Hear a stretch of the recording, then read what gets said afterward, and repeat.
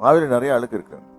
கோபங்கள், பொறாமைகள், இது எஃபிஷியன்ஸில் பார்ப்பீங்க, கலாத்தியரில் பார்ப்பீங்க.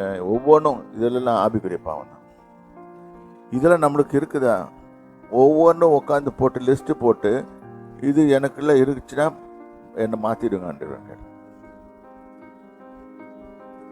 இதை மாற்றிடுங்க. ஏனென்றால் இவைகளெல்லாம் தேவன் உங்களுக்கு பதில் கொடுக்காதபடி தடையாக வைக்கப்பட்டிருக்கு.